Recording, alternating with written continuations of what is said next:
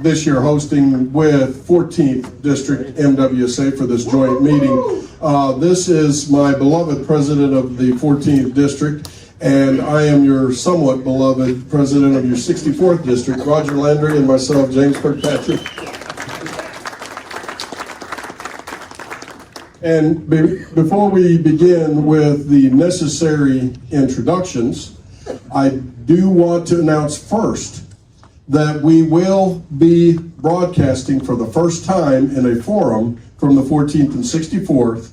This forum is being broadcasted on the Texas Freemasons page. The details, if I may ask our coordinator, and if I may ask his assistant, Justin, to come up to the east and be recognized. Come be my assistant. And explain what y'all are doing. All right. So as he mentioned, we are broadcasting this on Facebook Live to the Texas Freemason Facebook group. It will be saved there so that people can watch it all the way through elections if they want. In the Texas Freemasons Facebook group. That's a closed group, but any Mason can log on there, join it, and watch it at any time. I would like to point out, however, that this is an open meeting, that we do have the ladies present, and the Grand Master has graciously said that we could broadcast these live stream on the internet, but it has to be an open meeting, no ritual, no secrets. I'm just going to leave that going. I'm not going to cut it off unless something like what happened at Grand Lodge with the commandery stuff happened. Then I'll cut it and go back and trim that out. But I don't want to have to do that. So please, gentlemen, no secrets today at all. I just want to make that perfectly clear. Also, please use the microphone. If you don't use the microphone, it's a little harder to hear. They can hear you, but they have to strain. It works a lot better with the microphone. I've got the actual microphone, you can see, is right there in the middle of the room, right under the speaker. So it works very well with that. Also, anyone in that area around the speaker, any comments you make will be broadcast to the whole state of Texas. So with that, thank you. Oh, is Dave Turner around? David? Well, I would like to thank the TMRC for their assistance on this. They got me hooked up here with a Cat5 cable, so we don't have any wireless issues or anything like that. They've made the room available for us to do this for them, so we owe how about Gary Blair? Is he around? Hey, Gary. Get back here. There he is. Gary, thank you so much. Also, you know what? I'm just going to pass off to Justin. You can tell me what you're going to do. Well, first of all, I wasn't expecting a promotion to assistant, so thanks for that. Too bad. You're hired. On my end, I am recording this. However, it's not being live streamed. What I will do is I'm going to take it and I'm going to upload it to YouTube very soon, by the end of this week, and that will be publicly available. So it will be, anyone can watch it. Like you said, this is a public meeting, so anyone can watch it, and I will post a link to Texas Freemasons once that is available. Thank you, guys. Zach, thanks for coordinating the right people, including Justin and David Turner, to help you. That's what makes this so great, because you didn't want me in charge of that. I'm software, not hardware, and or networking. I'm not networking. But COBOL, I'll dominate you in COBOL. Yeah. So anyway, for those under 30, that's a programming language. Brethren and ladies, we have previously selected the order in which the questions are answered in each of the 4 categories today. Those making themselves available for Right Worshipful Grand Junior Warden, those making themselves available for Right Worshipful Grand Secretary, those making themselves available for Right Worshipful Committee on Work, and for election to the Masonic Home and School. And the order in which those names were presented and drawn, they are now seated in that order. And when we get ready to do the questions, I'm going to be handing the mic over to you. There's another mic in which our moderator, Floyd Hall, will conduct the business. I won't say anything except I will maybe mention, here you go, Right Worshipful Chip Green. Well, not yet. It's Right Worshipful Keith Reynolds. Well, you are a former member. You maintain that title. And Right Worshipful maybe. So, you know, we, did I kind of get out of that hole? You guys are amazing. Brad, don't laugh at me. That was an honest mistake. Yeah, I'm digging deeper. Are we recording yet? We are. Oh, no. Oh, boy. Oh, yeah, they're going to all see that, yeah. Bringing the dancing girls. That's not the first time that I've stuck my foot in my mouth, but, you know, it's going to be good. Hey, there you go. Yes, we do have our vice president. Come on, stand up, Russell Robertson. We appreciate it. Our vice president, we have our treasurer, Bob Cagley, in the back. And we have our chaplain. We have Honorable Don Webb. And, of course, we have our shared ambassador.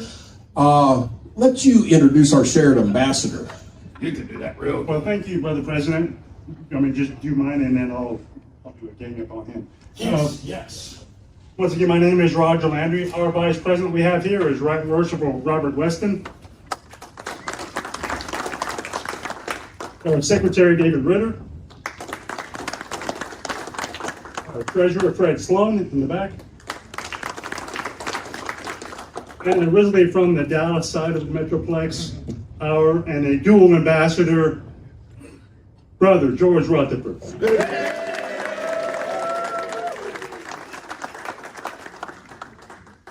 And I do want to make one announcement. Our secretary, Billy Hamilton, was planning on being here this evening. He got news about 5 or 10 minutes before he called me this evening while I was on my way over here. His wife's aunt passed away unexpectedly. And if we could lift up Billy Hamilton and Betty Hamilton in prayer, they're very broken up about it. And it reminds us why we're here to begin with, and appreciate it.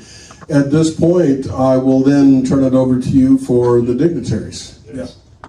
Brother Vice President, you have a list of, I hope it's fairly accurate list. I'll let you. Yes. Sure, let's delegate it to me. Vice President's rule. Starting with Committee on Work, we have Kenneth Young, Right Worshipful Kenneth Young. Yes. There he is. Right Worshipful Keith Reynolds.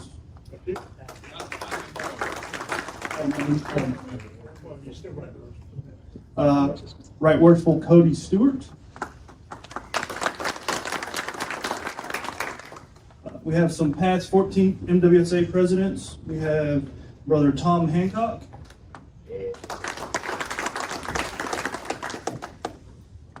Right Worshipful Brad Billings. Worshipful Ronnie Wise. Chris Livingston. Worshipful Seth Alston. And will all the DIs, DCOs, DEOs please stand up? There's quite a few here, I think, so.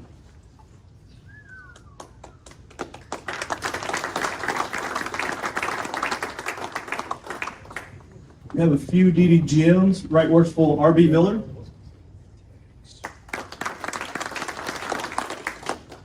Right Worshipful Jimmy Emmons. Right Worshipful Don Kiesler. And best for last, Right Worshipful Robert Weston. Hey, that's me. Some Grand Lodge officers in attendance. We have Worshipful, again, Seth Alston. As well as Worshipful Ronnie Wise. Can we hear it one more time for Brad Billings? Right Worshipful. And Right Worshipful Justin Duty.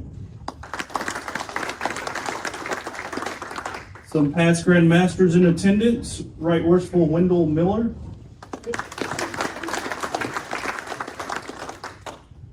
Right Worshipful Paul Underwood. And again, Right Worshipful Brad Billings. That is all I have. Outstanding. Who wants the mic?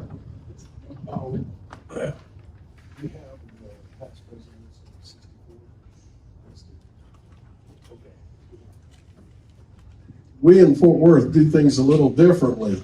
Will the past presidents of the 64th MWSA please stand?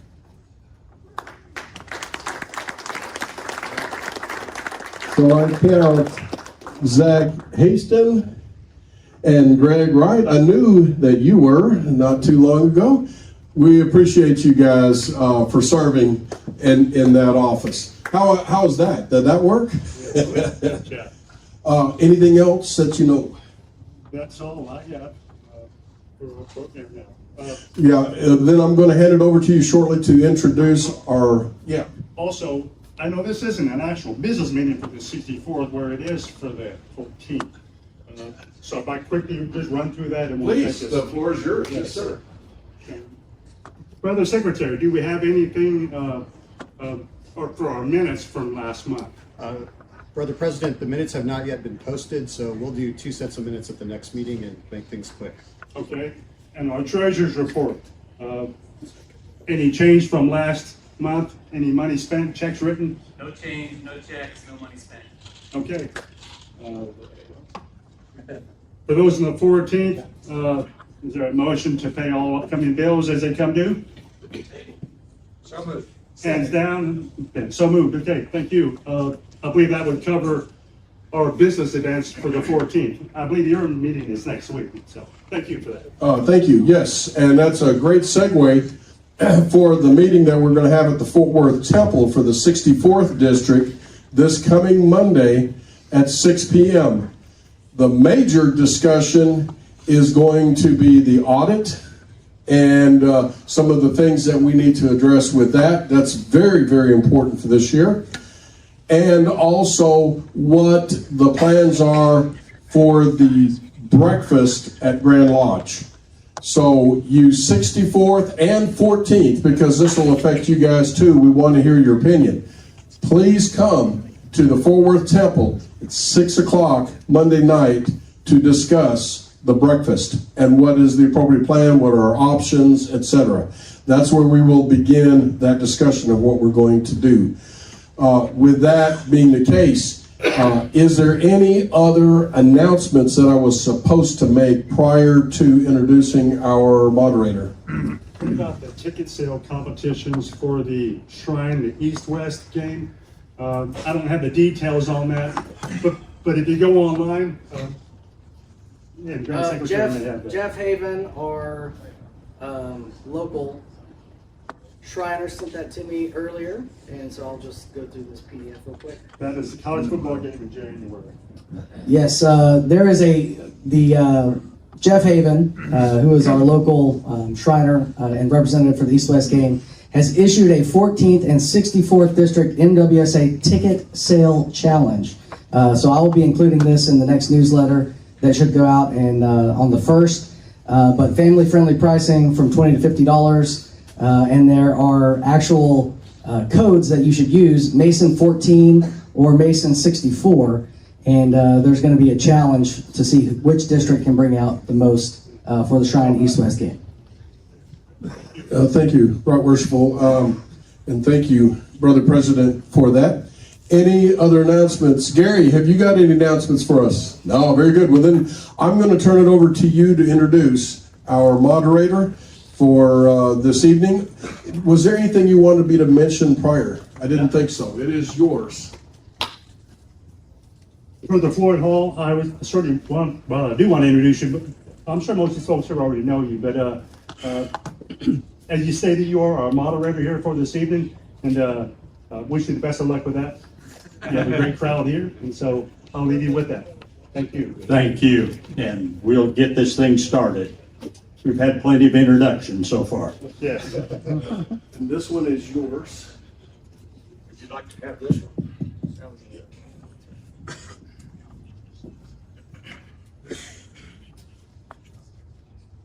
And we're gonna kind of go in an order here that James mentioned, and I'm gonna be kind of casual. Y'all have been introduced, so we know your titles, and I just know you as brothers. Who are we starting with, James? We're going to start on the first question with, leading off will be Robert Park, and I will hand him the mic, and you just go ahead and ask the question. Okay, and Brother Robert, what we would like to do is give you the opportunity just to tell us your opening thoughts of Sure. what you're thinking about being here. I'm very pleased to be here today. This is an amazing turnout. I think most of you know me. For those of you who don't, my name is Robert Park. I'm from San Antonio. I'm a past master of Alamo Lodge 44. I am the chairman of the Scottish Rite Library and Museum Corporation in San Antonio, and I've served in the Civil Law Committee for the past 5 years. I was chairman, and I'm vice chairman this year. I want to kind of give my elevator pitch here that I think these guys have heard before, but this kind of explains what my views are towards Grand Lodge and why I'm standing here before you today. In my view, Grand Lodge is just like a Mason or a lodge. Masons have duties, lodges have duties, and Grand Lodge has a duty. It has 3 of them in my mind. And that first duty is Grand Lodge is Masonic, but it is also a corporation. It is a nonprofit, it's a multi-million-dollar corporation, and the Grand Lodge officers, its trustees, are its directors. So our Grand Lodge trustees are directors of this corporation, and their first duty is to protect the subordinate lodges financially and legally so they can practice Masonry. And this is a business duty. Our trustees have to make good business decisions, and they have to make good financial decisions. And I've been in the Civil Law Committee for a while, and I've seen ranges of decisions from good to bad. That is one of the reasons I would like to run. The second duty I think Grand Lodge has is we kind of have a federal system here in Masonry. You know, our lodges are the states, and Grand Lodge is the federal government. And Grand Lodge should have some limited powers because most of Masonry happens in the Blue Lodges. But as you've seen in any federal system over time, things tend to creep toward the federal level. And this is not the fault of anyone. This is just what happens in systems like this. The federal side takes more and more power and then doesn't give it up. And I think we've seen some overreach on that in the Grand Lodge. And to me, I've explained it like the point within the circle with the 2 lines. I'm not going to get into the esoteric part of that, but to me, Grand Lodge is those 2 lines. The point in the circle is the individual lodge, and they should be free to practice Masonry as they see fit within that circle, and Grand Lodge should bound it by the laws of the Grand Lodge of Texas and Texas law. So Grand Lodge should be ensuring that our lodges comply with our law and with Texas law, and they shouldn't overstep those bounds. Am I? Oh, no, I thought you were done. Well, I have one more. I'm so sorry. And the last one to me, Grand Lodge should set the example. This is the Masonic side. Grand Lodge is our public-facing organization. It's also what we as Masons and our lodges look up to. If Grand Lodge is dysfunctional, it's going to flow down, our lodges will be dysfunctional, and our individual Masons will be dysfunctional. So that is one of Grand Lodge's duties, is to set that example. I'm sorry. I could talk forever, I'm an attorney. To avoid me making that mistake again, if y'all hand the mic like that, I'll know you're done. That's it. Now we have Keith Reynolds. Okay, and Keith, your thoughts, just to start with. Thank you, sir. For those of you that don't know me, I am Keith Reynolds. I am a past master of Davy Crockett Lodge, number 1225 in San Antonio. I spent 7 years on the Committee on Work. I served as chairman of that committee twice. The reason I want to be your Grand Junior Warden is we need to make sure that the face of Masonry is the face that the public is going to admire. And quite frankly, I think we could do better. Anytime that you go out to a lodge building and you see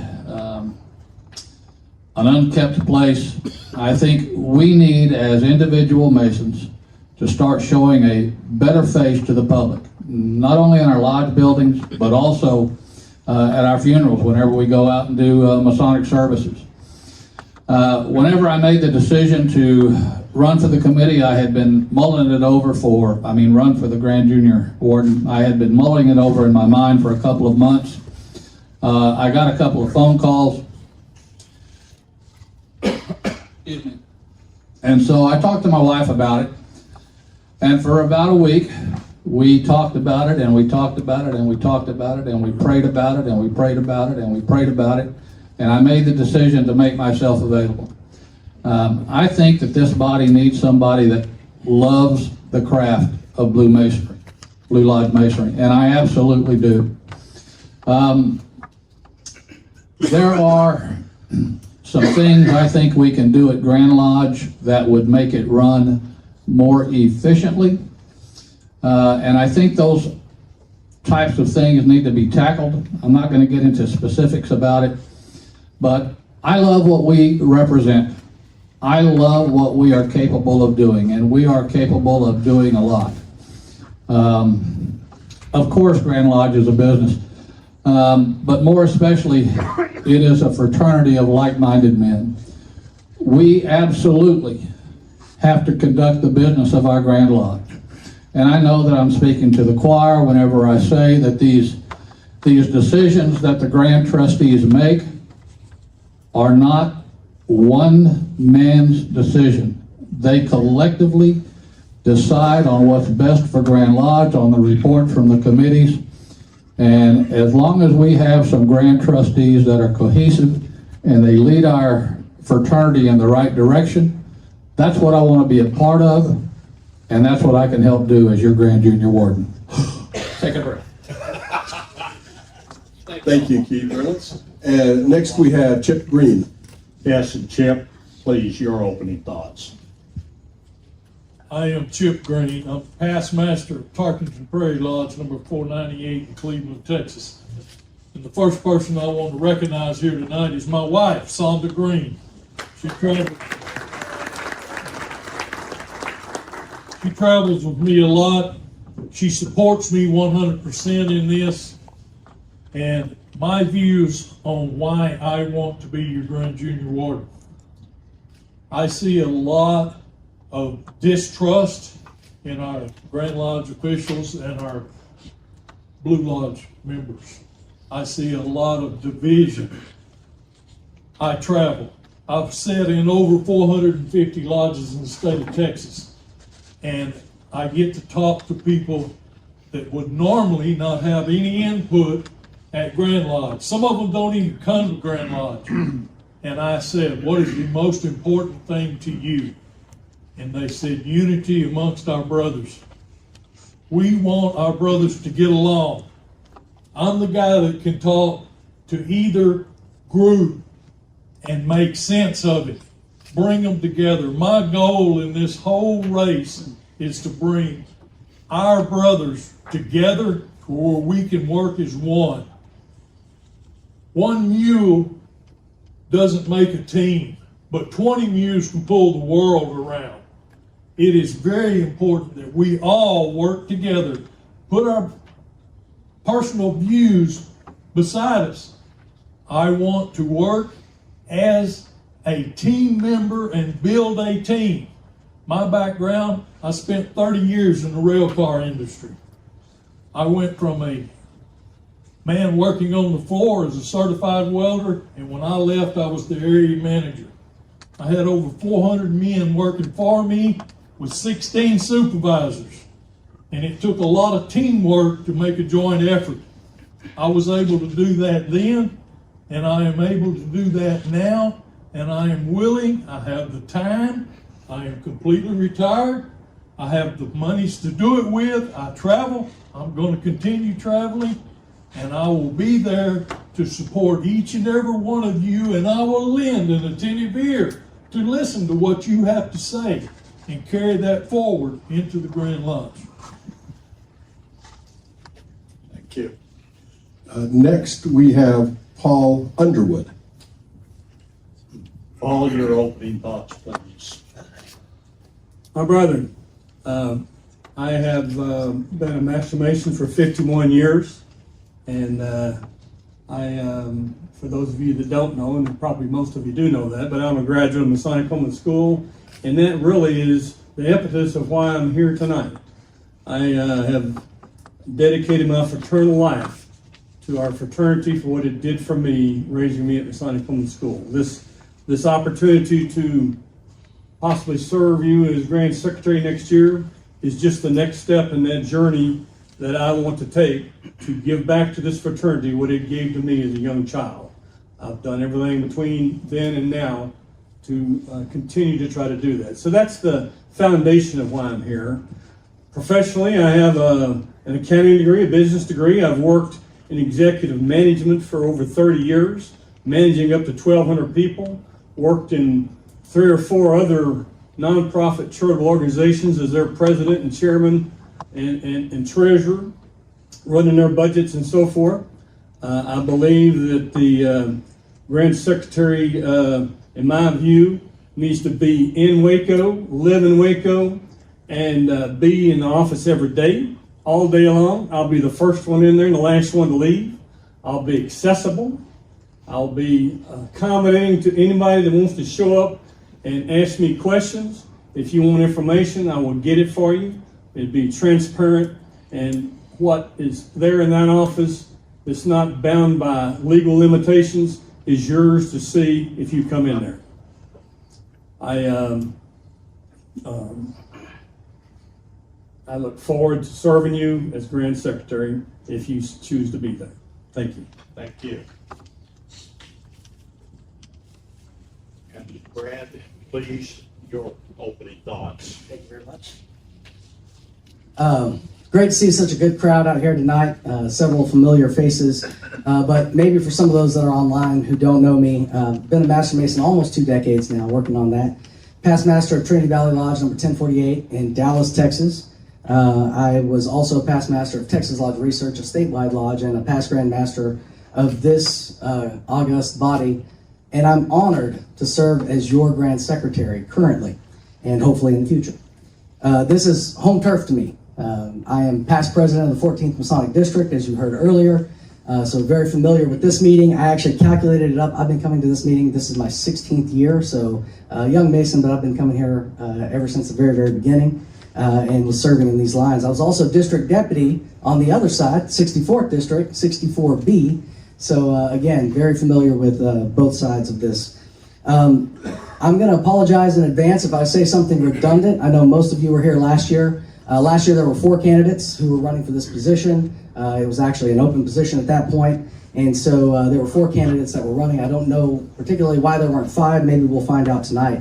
But I do want to say that a couple of things that were very important and were sticking points last year that maybe won't come up tonight, so I want to get them out. The first is there were 2 guys that were running last year out of the 4 candidates that were going to be in the office 8:30 to 4. That was their whole spiel. They were going to be there all day, every day. There was one guy that wanted to do it like 95% remotely.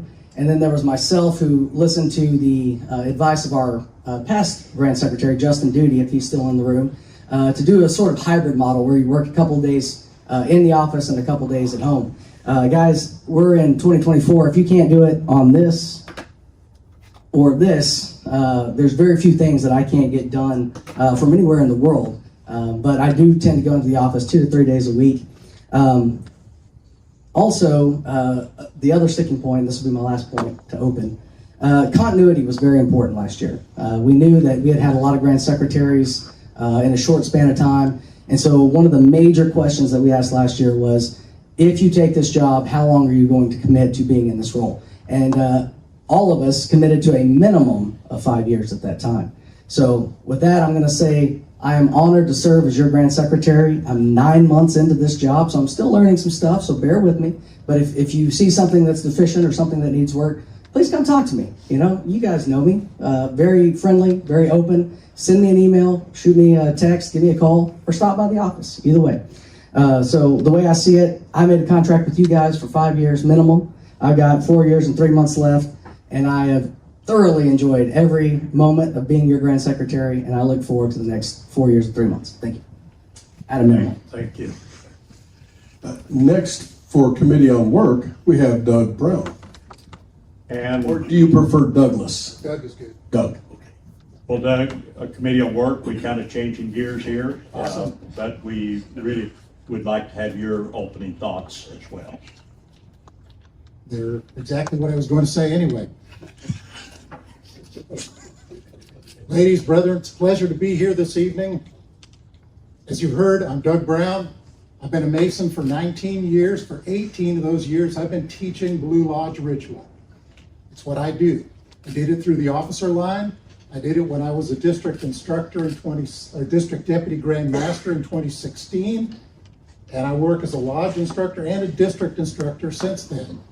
Hold it up more. Okay. Closer to. Closer to. Bad habit. Turns out that's what I'm good at, and that's what my passion is. The way I teach, I go to the lodges. I don't expect anybody to come to me. I go to them, I encourage the brethren, try to motivate them. I'm happy to teach them, and I recognize them when they accomplish something in their home lodge. It's what I do. I think it works. In the 8 years before I was district instructor, there were 4 brothers took their very first certificate examination in a 5-district lodge. 4. The 8 years that I've been district instructor, we've had 13 take their very first certificate exam, and there are 3 more that I know are practicing, trying to learn it, and hope to take it this year. These are all brethren who are trying to learn.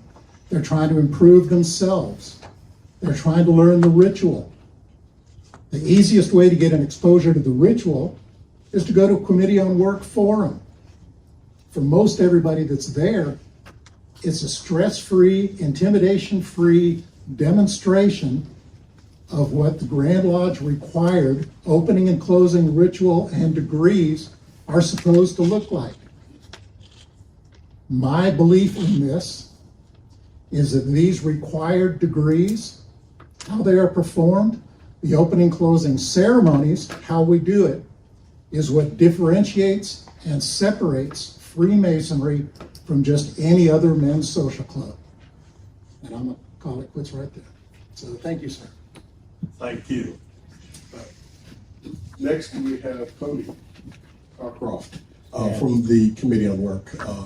Same thing, Cody, opening thoughts, please. So good afternoon. I'm going to start with the Aggie thing. I'm going to start off by saying howdy. Howdy.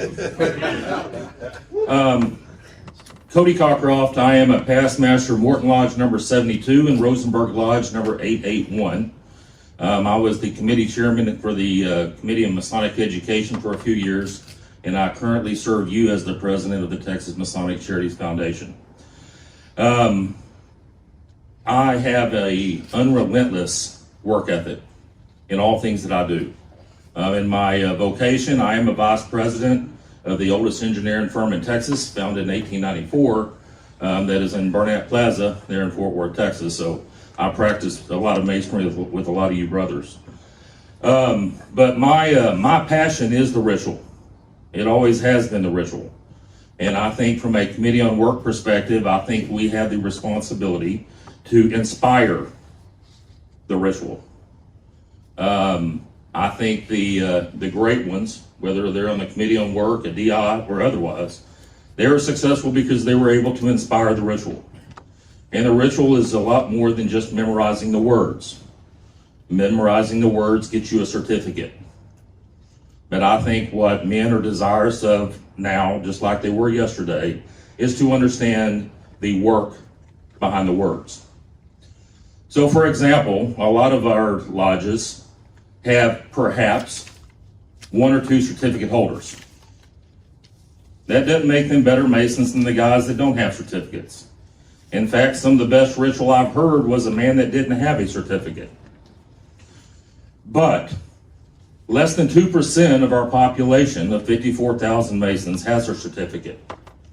And if you do the math, that's a pretty big load. It's a significant load. Morton Lodge 72, when I was raised, had 1 certificate holder. I was the 2nd certificate holder. And currently we have 15 to 17 certificate holders. In my district, District 108, we have had 3 graded degrees this year. Just last week, Route Worshipful Young graded 1 at Pleasant Hill 380. Last year, Morton Lodge 72 got an award of merit for having the highest graded degree. And I only say that is because me and people who love the ritual believe in the responsibility of the ritualist to inspire the ritual. If I am elected as a member of the Committee on Work, that will be my pursuit. Thank you.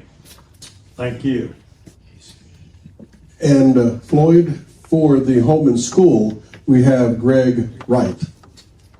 And now we're getting into another aspect of masonry. So Greg, please give us your opening thoughts, please.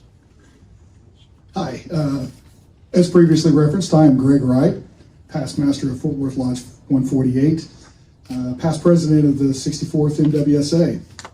I also had the pleasure of being a district deputy grand master for District 64A in 2020 for Right Worshipful Underwood. Also on the 22 planning team and great photographer, so took some pictures. That's got to be worth something, I guess. What I'd like to do is I'd like to talk about some secrets. He's back there. He's got the finger ready. We don't have any secrets. Well, I'd like to discuss what my calling is and why I'm here, and give you a little bit more information on me. A lot of you in this room know who I am, but there's a lot of things about you or some things about me that you may not know, and what has been my calling throughout life and to where I am now and why I'm here today specifically. And let's go back to when I was a child. When I was 12 and 13 years old, I lived in a home and school, very similar to the Masonic home and school, and had the experience of needing help from people that I didn't know. It was a very interesting, unique triumphs, tragedies, all of the above. But that was the beginning of what changed my life and put me on a trajectory into a different position. I made a choice when I was a kid that I was going to be the kind of father that was there for his children, the kind of husband that was there for his wife, and the kind of man that was there for his community and made the world a better place. And here I am now today, surrounded with brethren of like-mindedness. I put myself through college, paid for it, got out of college. I continued to go back with a calling to that home and school, which was called New Horizons Ranch, and mentored children for years. I got into fundraising after that for the New Horizons and spent a lot of time helping raise funds for this nonprofit. I ended up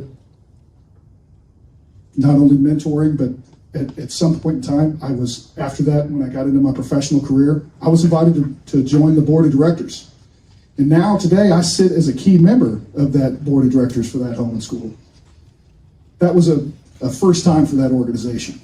Over that period of time, we've raised hundreds of millions of dollars and do so at roughly a $22 to $25 million a year basis for this nonprofit. It has real impact on kids, and it has a real change in our community. That's very similar to what the Masonic Home and School does. As a Fort Worth 148 member, I was exposed to the Masonic Home and School for the first time because that lodge was, the brethren before me were a big part of creating that home and school. Now, I know the home and school is no longer the same. It has evolved, but it still has that mission of widows and orphans.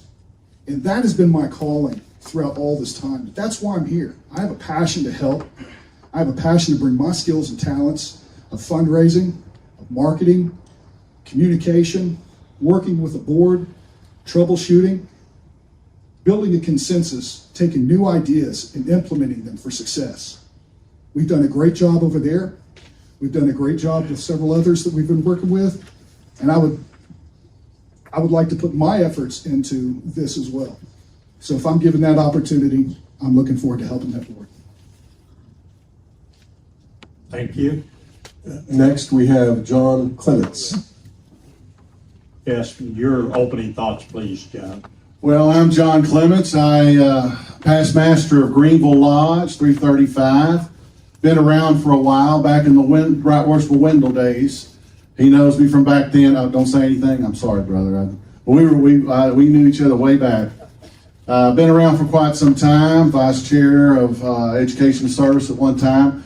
It was called that. Now this might have changed names. Also, it was I was also chairman of the membership maintenance committee At one time, we were instrumental in changing up the petition a little bit. Some of the petition was come from that committee during that time. It was quite a long time. Past Master said also I was in Mike Gower's time, and I was a right worshipful sir at that time, 1999. And I feel I've been around for a while. I'm also president of the Board of Trustees for the Masonic Improvement School of Texas currently. And I've been on the committee for quite some time. I hope I'm not blocking anybody, but I didn't know if they could see me. But I've really enjoyed my time. I've been on there quite a long time. And I've seen when we first, 2005, back in the day when all of that happened, when we closed the home and school, it was, I don't know, many Masons might have been there that day. And it was quite a day. And so when it was finally closed and we finally got a chance to get together, that's when I felt like I have 35 years as a public educator, taught math, was a transportation director, and also a principal, and I finally retired. And so I felt like at the time that I could give something to the Masonic Home and School, a perspective of the kids and where the kids come from and the families of that time. Now, culture has really, really changed a lot. I think we all could agree with that, and our kids have really changed a lot. And so it's really been a great adventure for me to watch this happen over time. Now, when I first got into this, the Masonic Home and School had about a $40 million endowment. Well, now we're at $147 million. And so I think we've done a good job financially pushing that forward. The programs are great, and we're going to talk more about that when they start asking questions. But I'm just very, very pleased that I've had the opportunity, and I hope to continue to move the Masonic Home and School of Texas, Child and Family Services is what we call, AKA, forward even further than we've done now, because I think many of you out here have seen it bloom. Because in about 2010, 2005, 2007 era, we really kind of lost the way, and we had to find our path again. And I think we've bloomed into something I didn't think anybody, I don't know if I even knew would happen. And so now it's really, really gone in a great direction. And so I hope to be able to continue that if the Grand West so chooses. Thank you very much, Bill.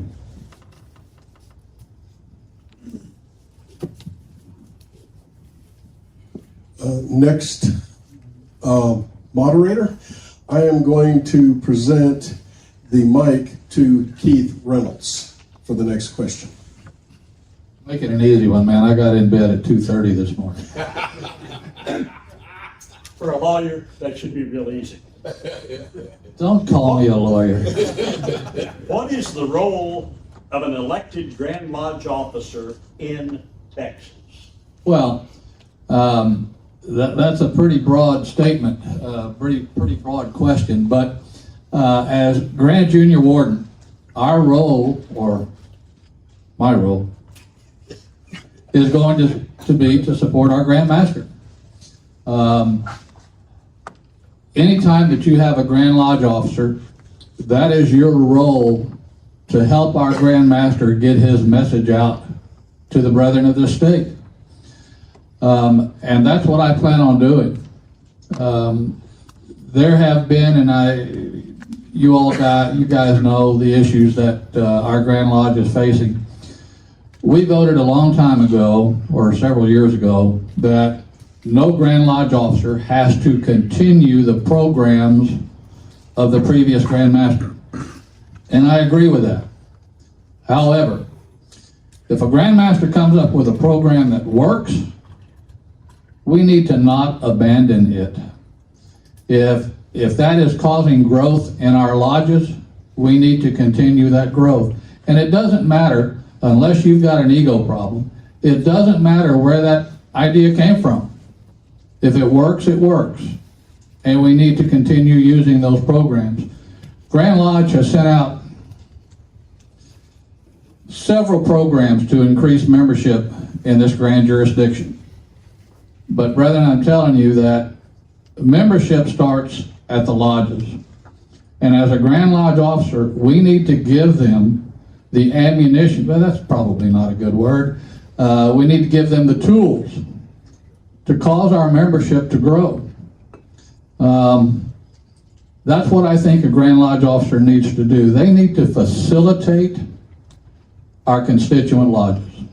And as your Grand Junior Warden, I am going to support the Grand Masters that are ahead of me, and I'm going to facilitate our constituent lodges in this grand jurisdiction.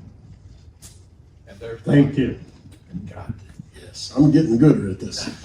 Next, of course, thank you, Keith, we have Chip Green for this question. Yes, Chip, the same question is, what is your thought about the role of an elected Grand Lodge officer? The role of all Grand Lodge officers is to represent the members of this great fraternity. That being, as Grand Junior Warden, to support those that are ahead of me in the line. Not only the Grand Master, but as the next Grand Master moves up, and if you move up, you support him. You support all of the Grand Lodge officers. You do this through your members in the field. Remember, every dues-paying member of our great fraternity has a voice, and it's your job to translate that voice into that trustees meeting. Your job is to plan and execute. And without plans, it's hard to execute anything. So as you're planning for the next 4 years, you're supporting the officers that are in place at the present time and will be ahead of you. Thank you, Chip. And next, we have Robert Park to answer that question. Your Thank you. same thoughts, Robert, about your idea of what the role of an elected Grand Lodge officer is. It's kind of funny that I hit on that a bit in my opening statement, and I kind of want to just reiterate that. To me, the Grand Lodge officers have kind of two different, faces they have to put on. One is the business, one is the Masonic. So as a director of a corporation, if you're a Grand Lodge trustee, what you need to be doing is learning how to make those good business and financial decisions for the Grand Lodge and legal decisions. And so as Grand Junior Warden, you need to be getting up to speed on everything. You need to be getting briefed by the other trustees. You need to be talking to the committees. You need to spend a long time with the Grand Secretary and the Grand Treasurer, getting up to speed in our finances, what's been going on, what problems we have in Texas, what issues we have with the lodges, any particular legal issue. I mean, you have quite some time before your Grand Master to get pretty familiar with everything going on. And that should be part of the duty there, is just to do that and prepare yourself for the business side.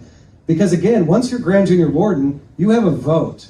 And it's not any less than the Grand Master's vote on the trustees. Like, you have a full vote, and so you have that power as soon as you're Grand Junior Warden. But on the other side, the Masonic side, yes, you should be supporting the Grand Master, because everyone in that line has a plan they're trying to enact Masonically. This is not related to the business side, but something to give to Masonry, and you should be supporting that while you're planning your own. And while you're planning your own, you should be talking to people in front of you and past Grand Masters, like, how did you do this? What are the logistics of this? Making yourself familiar with all those issues so that when it's your year, you can actually put that in execution very well. So that's my view of the role of the Grand Lodge trustees. Thank you. You're getting good at that now. Next, to answer that question, Brad Billings. Brad, same thing. You've got a lot of experience in it. Your thought about the role of an elected Grand Lodge officer in Texas. Yes, so we're talking about the trustees, the 6 elected guys of the Grand Lodge of Texas. And I want to say that there is a very different role than what we've just heard, which is the advancing line is what I call it, the Grand Junior Warden through Grand Master, and then the supportive roles, which is the Grand Secretary and Grand Treasurer. I see that you've heard each of them talk about what would happen if they got elected, and they're looking forward for the next 4 years. As a Grand Secretary, I believe it is way more important for us to look at what is going to happen in the future. To be a point of continuity for our Grand Lodge, which we sorely need right now, but also you are the Chief Operating Officer. I'll tell you guys, when I was Grand Master and going through the line, you would tell Justin Duty, this is what we want to do, and he would get it done. Now, as Grand Secretary, I understand you're the guy that has to get it done. And it is a very, very different role than going through the advancing line. So I would say the way I view being in my current support role as a Grand Lodge trustee is first to support the trustees and to support the Grand Lodge of Texas in whatever it may need. And then, in all my free time, which is a lot, James, is to support our constituent lodges and our constituent members. And we do a fair balance of all of this in the Grand Secretary's office, but that's the way I see it, is the guy who gets things done, support the trustees, and support our members. Thank you. Thank you. And next for the same question, we have Paul Underwood. And Paul, you have the same experience, so we would like to have your thoughts on the role of an elected Grand Lodge officer in Texas.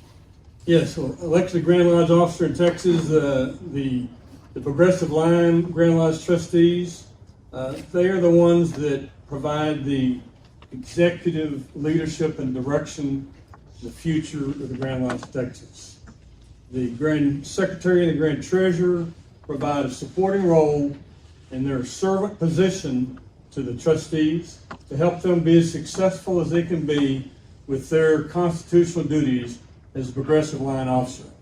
Also, I believe the Grand Secretary is a servant to the Grand Lodge lodge members, the local lodges. And by the way, I have served as Lodge Secretary at Ground Zero in 2 different lodges in my career. So I know what it's like to be a customer, if you will, for the Grand Secretary's office. I believe the Grand Secretary's office has basically 4 customers: the trustees and their constitutional duties, the Lodge Secretaries and helping them be successful in their jobs, the members of our Grand Lodge fraternity and helping them take care of their membership information and so forth, and provide training to the Lodge Secretaries, and also be the contact person for all the jurisdictions from around the world that does business with the Grand Lodge of Texas. That's not a light job as well. And then probably an appendix to that, but it's also unique to the other Grand Lodge officers is being the financial CFO of the Grand Lodge to pay the bills, manage the budget and so forth, and provide the reports and so forth that the lodge's membership and trustees need, and the expectation you have for your money to be managed properly. Thank you.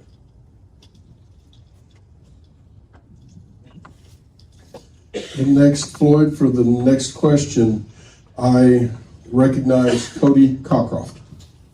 Yes, Cody, have a question for you about I guess what your committee on works out.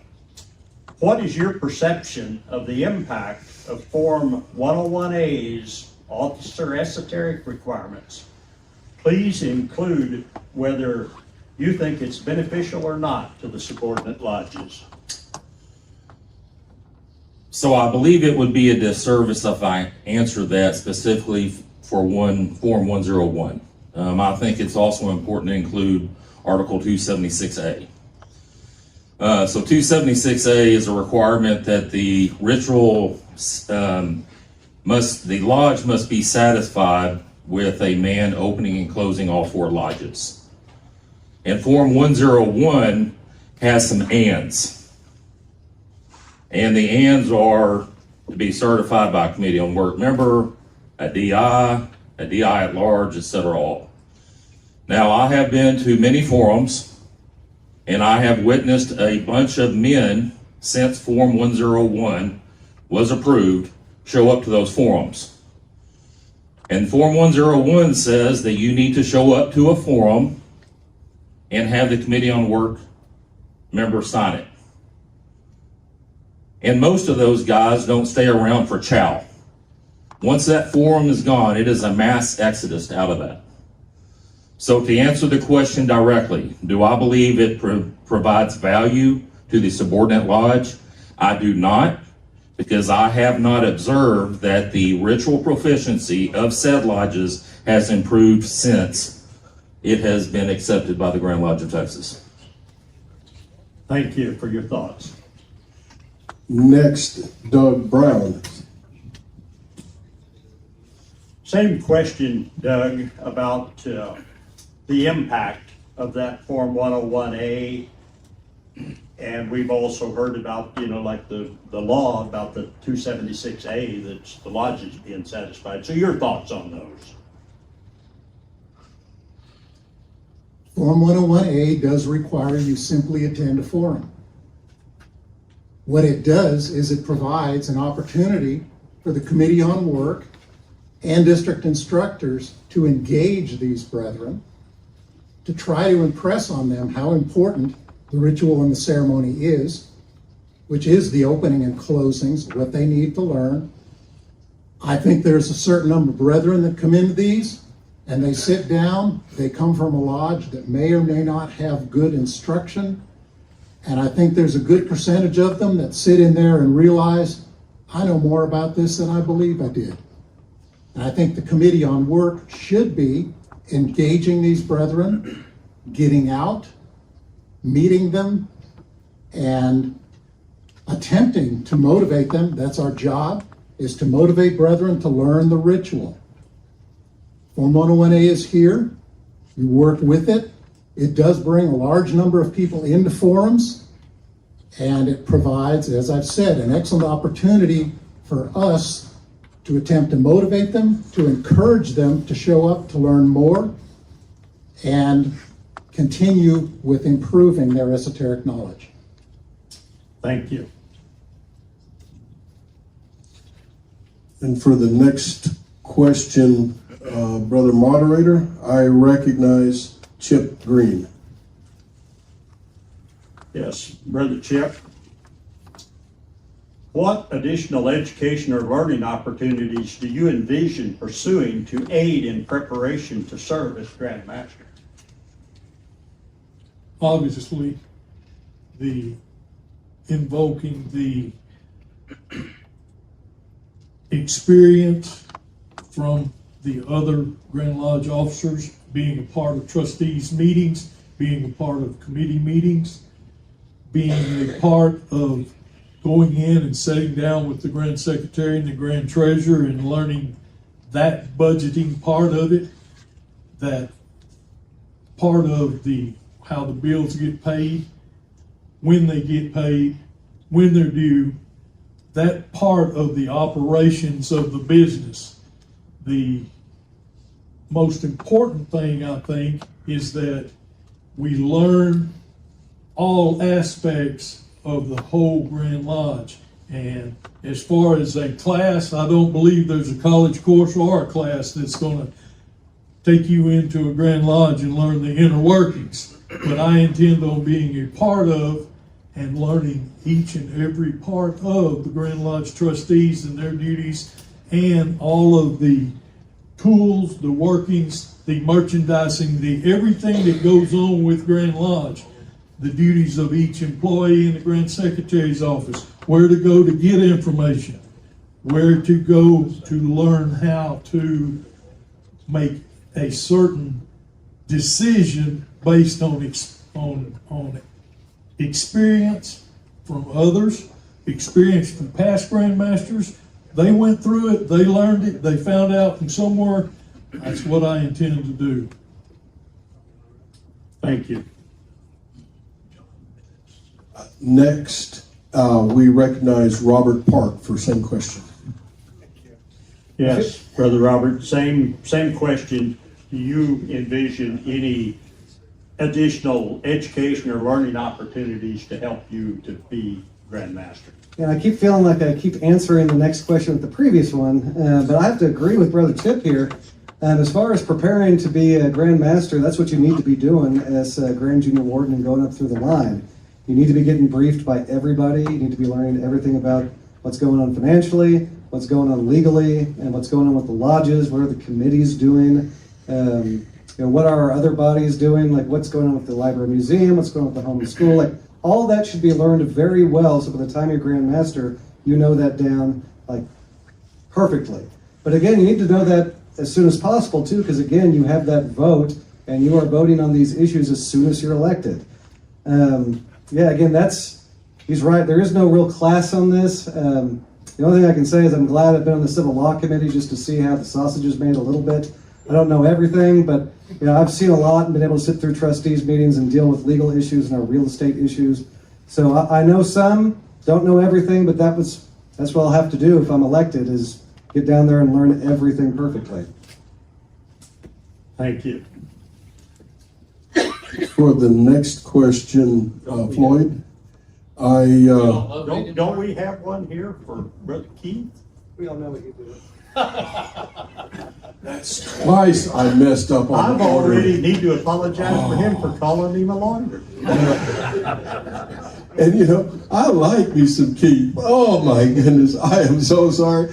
I did that on purpose just so you could smile at me and say, oh my goodness, Keith. Thank you, Keith. Same question. Do you plan on doing any additional education or learning opportunities to help you to serve as Grand Master? Absolutely. And brethren, you know this as well as anybody else. Whenever you went into the line in your lodges, you didn't walk in the door and become worshipful master of your lodge. You started as junior deacon or whatever it was, and you learned from those guys in front of you what your role is going to be, and you improved as you went along in your lodges. Brother Green and Brother Park are correct.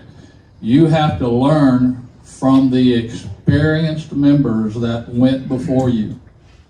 I will tell you that I plan on attending every Grand Masters Conference.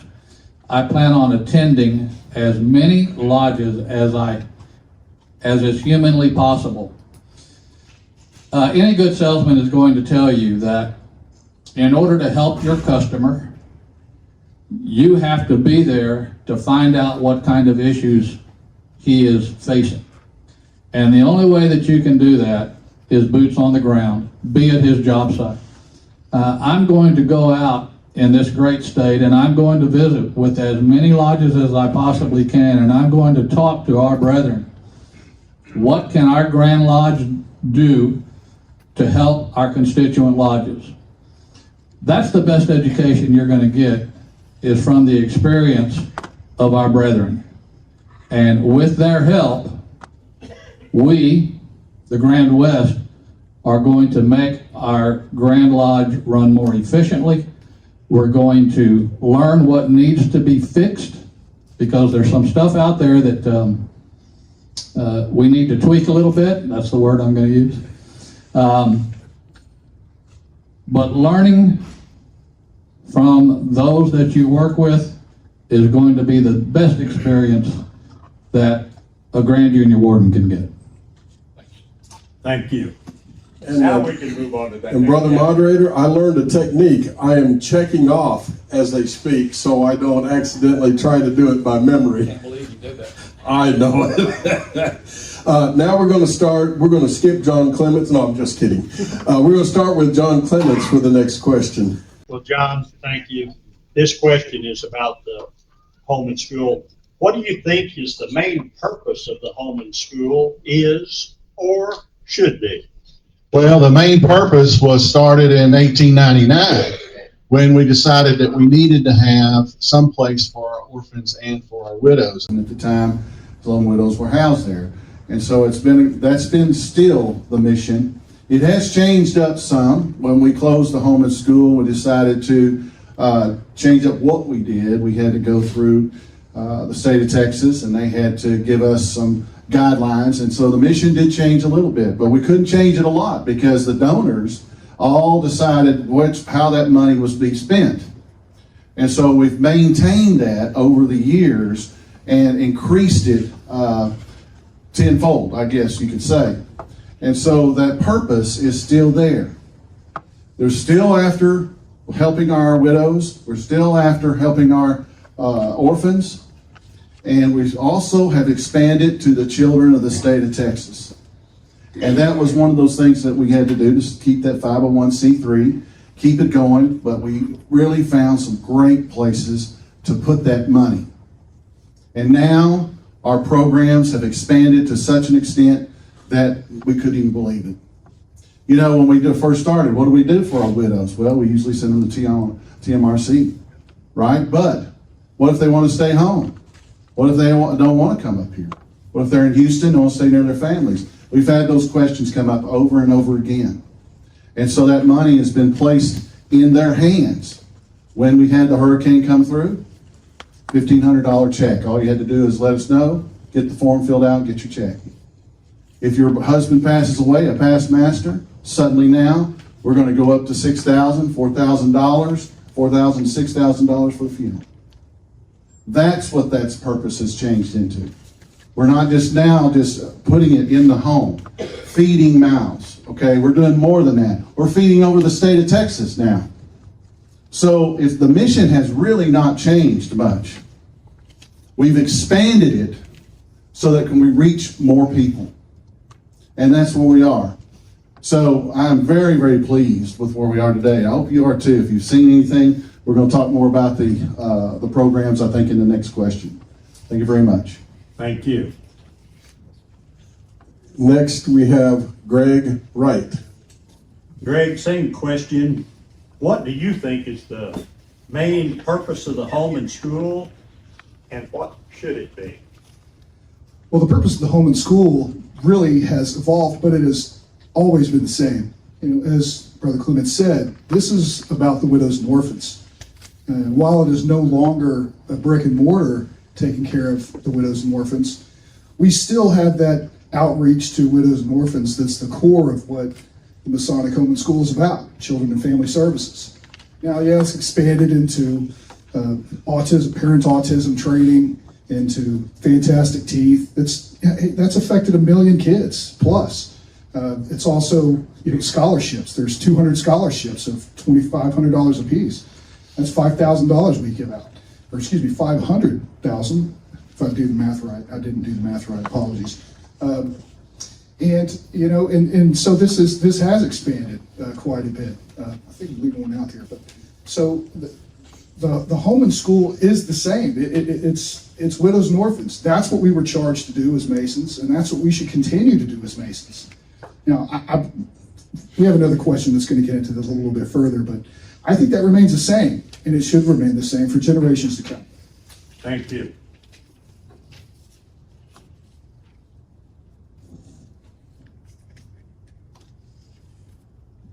You two go to the same school.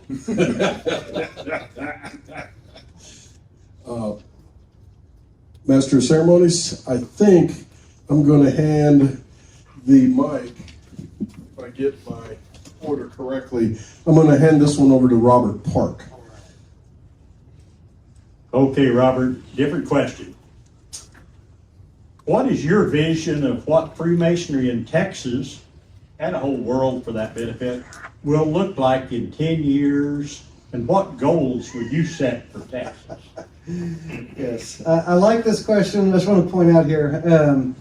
All right, so I'm not looking that far ahead personally. There's things we have to do now. From an external point, I think Freemasonry is going to look a lot of very, very similar in 10 years if you're looking from the outside. My concern, and the reason I'm running, has always been what's going on inside Masonry. My vision for Masonry, and I think it's shared by the two people running with me, is that we need to act like Masons. You know, one of the issues that I've seen working on the Civil Law Committee has been a lot of disharmony. And we've all seen that the past couple of years.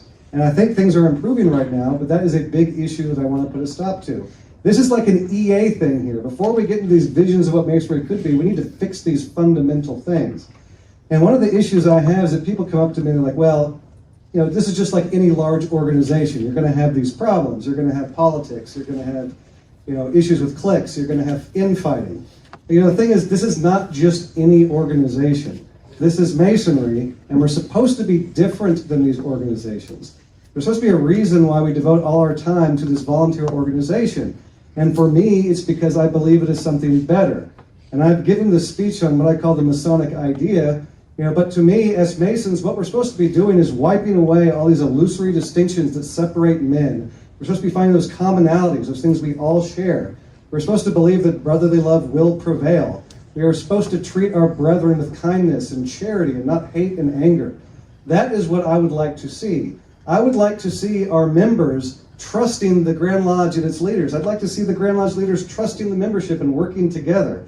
I would like to see our new EAs coming up and seeing that we're actually practicing what we preach and not becoming cynical because we have these high-sounding and lofty rhetoric, but we don't actually do it.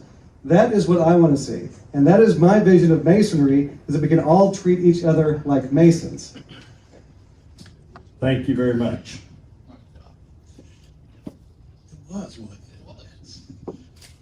I would like to get up and just say, do you mind if I just continue? Just go right on. I'd like to get up and just say ditto, but I'm not going to do that. Listen, I want to tell you guys something. Brother Green, Brother Park, and I have all spoken to one another about this. At the end of the day, whatever the outcome is, we are going to shake hands, and we are going to remain friends, and we are going to remain brothers. That's what Freemasonry is supposed to be. Listen, 10 years from now, we're still going to have some issues, but I think the issues are going to be hopefully different issues. My concern in 10 years is the growth of Freemasonry. And the growth of Freemasonry starts with each individual Mason. Let me tell you something. If you take pride in being a Mason, it's going to rub off on the guy that's next to you. And so on and so on and so on. And those of us that serve in our constituent lodges, if we take pride in what we're doing, it's going to raise all the way, well, I'm not going to get into that. It's going to build up every single Mason that you come across. It's going to make your heart expand. I'm going to get emotional here. But growth in Masonry is what we need to see happening forever. Take pride in what you're doing. Do what you were taught as an entered apprentice Mason. Do those things. Shout out to the world that you are a Mason and act like one. And that's going to cause growth across our fraternity. We're never going to have a problem getting a large quantity of quality men. I tell this to everybody that I come across. You know, and I want you to remember this. God judges everybody that comes into his kingdom. Brethren, we judge everybody that comes into our fraternity. Please remember that. Guard our west gate, and let's continue to get quality men in this fraternity. Thank you very much. Thank you. Don't you dare walk. Now it's Chip Green. See, I wrote it down and it's your turn.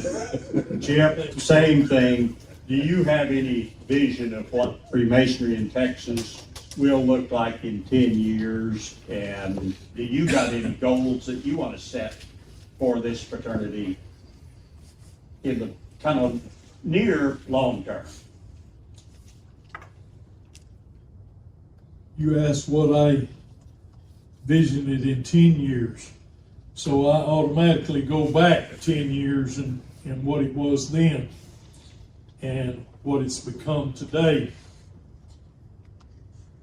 10 years ago, there was no way that we had access to what we have today at the fingertips. As Right Worshipful Billington said, we can pull out our phone or our tablet and get information. Not only information from the world, but information within our own fraternity.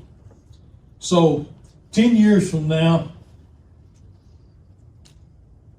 I vision that this fraternity will still be strong. But as you look back 10 years and further back, there are ups and downs. The membership is up and down. We have to excite a group from a vast menu of things to do. Give them a reason to be a Mason. we have to walk and act as Masons, as Brother Reynolds, that's his name, said. If we go to a lodge meeting and we get out and we stop by Walgreens on the way home to pick up a few items that the wife said, hey, don't forget that, and you got it going, and you walk up to the register and a young man says, are you a Mason? Obviously, he must have seen my ring, right? And I said, I am. Why do you ask? He said, because you walk and act. You walk. You present yourself as someone that I would envision as a Mason. And that's what I envision. If we take care of ourselves, we act right in public, we act right in private, we take care of our families, we act right in our communities, we will increase our membership, because there's people that's watching us and they want to be a part of that. They want to be a part of the solution. They want to be a part of that that's coming out. And that's what I hope that this fraternity does, is everyone keep our outer edge polished, where everyone that sees us, whether it's Brother Kirkpatrick or Brother Park or myself, and they see us and they say, those guys are Masons. Those guys are taking care of their communities. Those guys are polished. And that's what I envision. Thank you. Thank you. And next point, I think I've got the order correct here. I recognize Paul Underwood.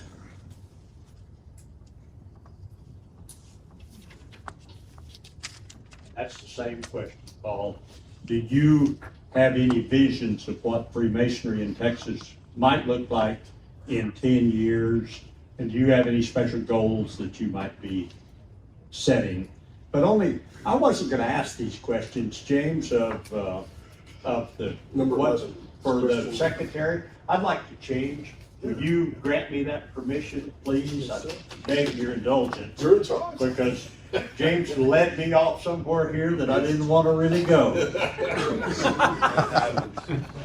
Now we're going to talk about the Grand Secretary's office. And the question is, what enhancements or upgrades do you envision during your term or terms as Grand Secretary, and include your vision of the Grand Secretary's office for Texas in the future? It's a similar question, but with a little different tweak to it. Well, if I'm elected as your Grand Secretary next year, I will offer a complete openness in my office. You can reach me there at any time. I'll be accessible, and I will be there to serve you all day long, every day of the week, every month of the year.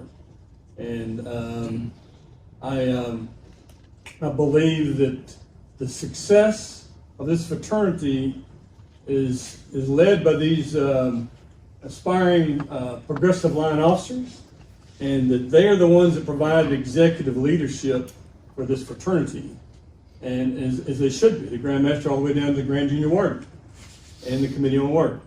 But that the Grand Secretary's office is a servant of those particular parts of our fraternity, as well as the secretaries of the lodges.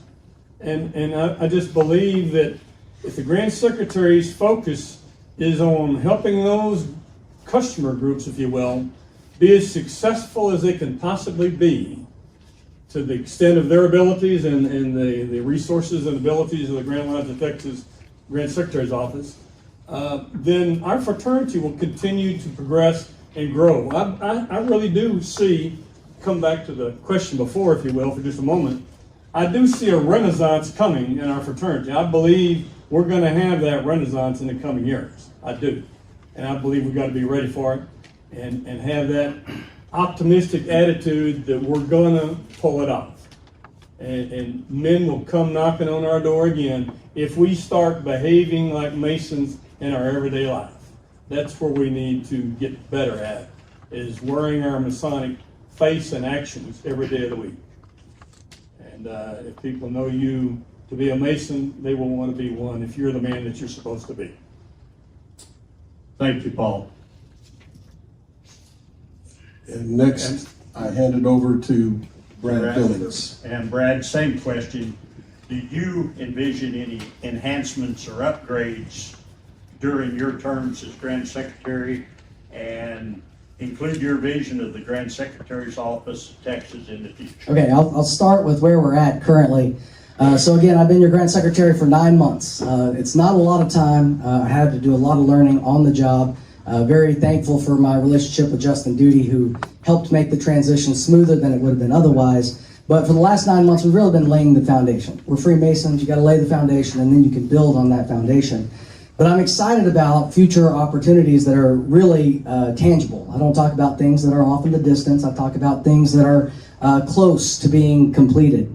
And one thing I'm very excited about is our DRIP campaign. That's if somebody raises their hand and say, hey, I'm interested in being a Freemason, we will have a marketing campaign. Marketing is a bad word in Masonry. We'll have an email campaign that goes back to that brother that tells him, again, why he is interested and why he should be interested. We'll have marketing that goes back to them. The Grand Lodge of California, the Grand Lodge of Ohio is already using this with great success, and there's no reason why we in Texas should not be using it. So we now have the technology to make it happen, and just really haven't had a lot of time to put it all together in the first 9 months, but it's coming very soon. That's also working with the membership committee. I see Seth Alston here, and I've been working with them. I'm working with the education committee. It's not necessarily under the purview of the Grand Secretary, but everything comes through the Grand Secretary's office. We're working on a Brotherhood of Light program, which for some reason got stopped last year. We want to get that restarted. We're working on the Middle Chamber program, which was something that we brought down in 2002 to a great success, and more people want that kind of information.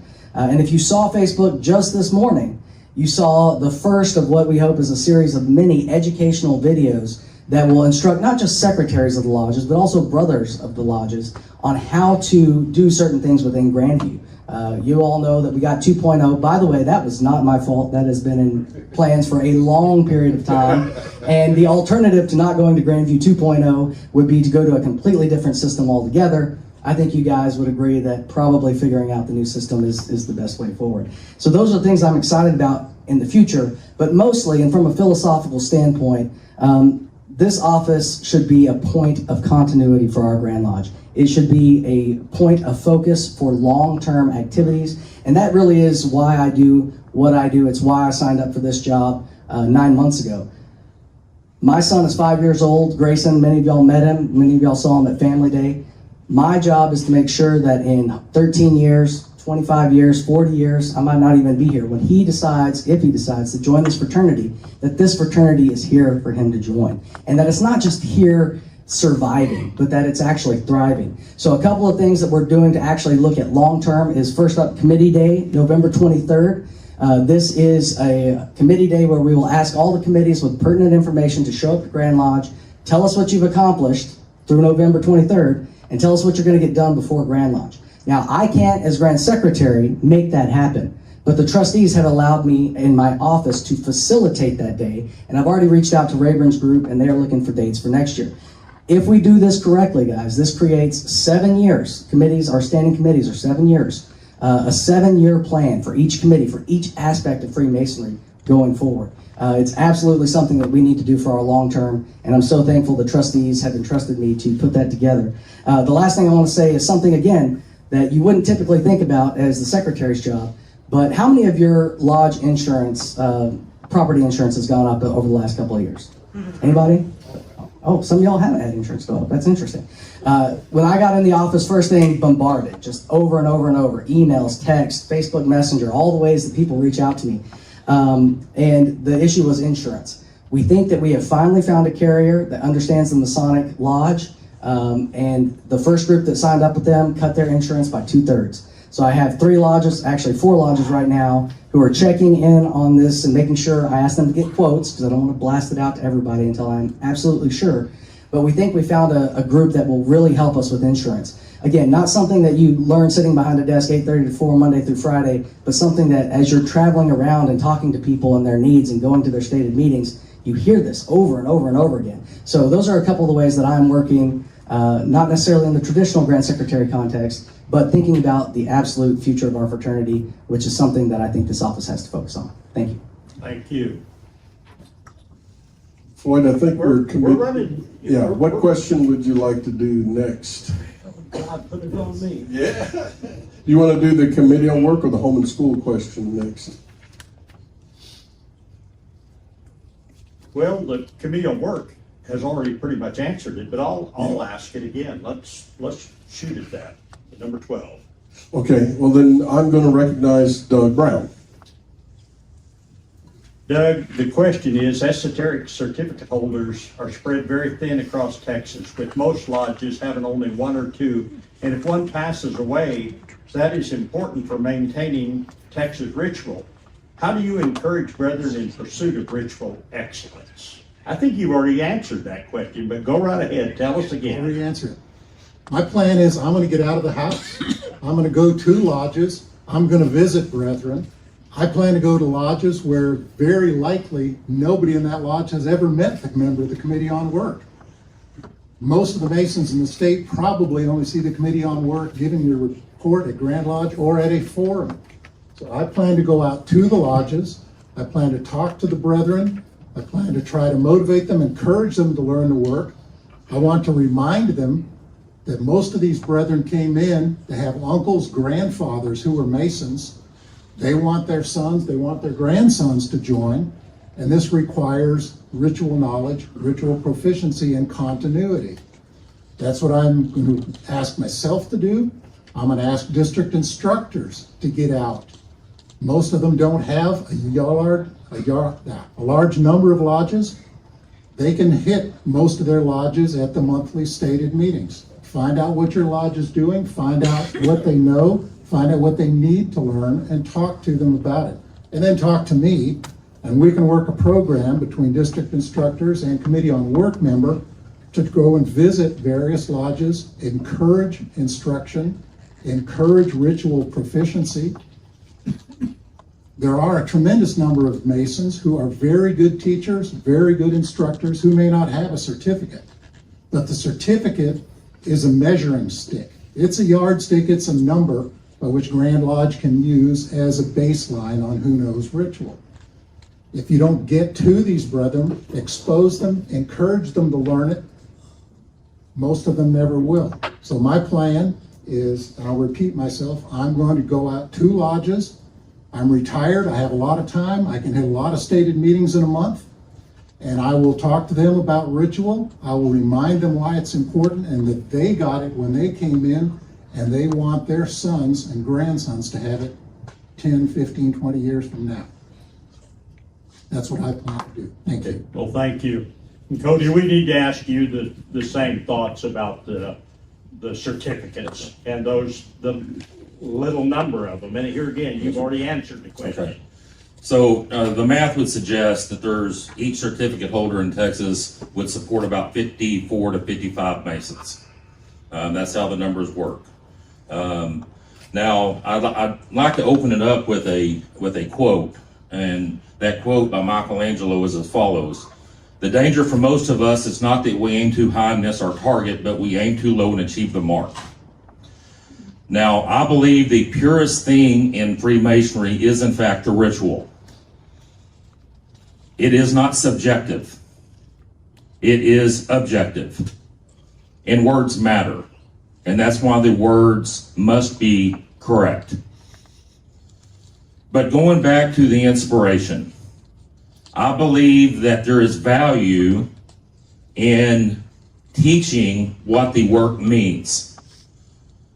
If elected by the Grand West, I would pursue a stronger relationship with the Committee on Masonic Education for the exclusive purpose of partnering with them and perhaps teaching them and teaching members the many ceremonies and the rites associated with the ritual. We do things and we call it the ritual is because that's what we do, and we do it the same way. But I think people would benefit if they understand what they're doing. By show of hands, how many of you by heart knows the opening charge that is most of the time not recited in a lodge? Not many of us. But that opening charge and those first 4 sentences are very important. And I think if we can focus on that, and we can charge the members within our tiled meetings, and we can charge the members outside of our tiled meetings, and we can live by the 3 charges associated with the 3 degrees, we can do well. So in closing, if I am elected, I will continue the great work by previous and current committee work members in the exemplification forums and the certificate examinations. But I also want to have super forums, 4 to 5, perhaps maybe even 6, around a very deliberate cross-section of Southeast Texas, where we go over things like proper balloting, how to open a representation of the most worshipful Grand Lodge of Texas. And I look at Right Worshipful Stewart because I attended one of his super forums, and it was almost standing room only. And I think people truly, truly enjoyed that because they learned things in a way, in an atmosphere that they have never been exposed to before. In addition, the Committee on Work has a responsibility to educate the district instructors. The district instructors are the frontline ritualists to bleed into the Blue Lodge. And if they're not weaponizing the ritual, and men are not afraid to recite the ritual because they got a that in the wrong place, then the district instructors can pull the Blue Lodge Mason to the ritual. We can inspire the ritual, and we can grow the quality and the quantity of the ritualist. Thank you very much. And I think that our time is running here. I'm going to ask one more question of our 2 candidates for Grand Secretary, and then we'll go to closing thoughts. So it's number 15 here, and I think we're going to start off with Brad. I think that is correct, Brad Billings.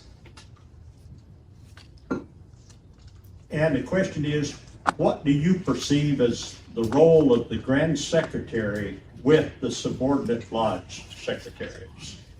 The first is communication.